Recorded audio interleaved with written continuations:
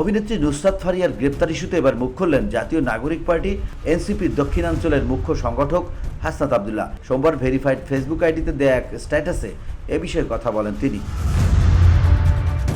পোস্টে হাসনাত আব্দুল্লাহ লিখেন, সরাসরি হত্যাকাণ্ডে জড়িত খুনিকে দেশ থেকে নিরাপদে বেরিয়ে যাওয়ার সুযোগ দেওয়া হয়। শিরিন শারমিনকে রাষ্ট্রীয় তত্ত্বাবধানে বাসায় গিয়ে পাসপোর্ট করে দেওয়া হয়। দ্বিতীয় ট্রাইব্যুনাল জানুয়ারিতে হওয়ার কথা থাকলেও মে মাসে এসে শুরু হয়নি। তিনি লেখেন, ইন্টারিয়াম 626 জনের লিস্ট কোথায়?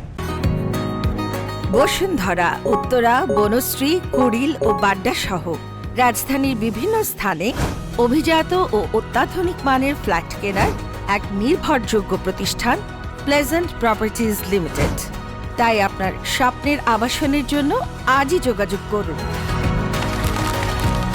Pleasant properties limited, where destiny matches eventually.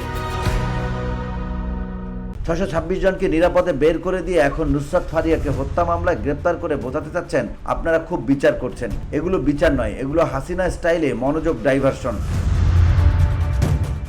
VOD Bangla news desk.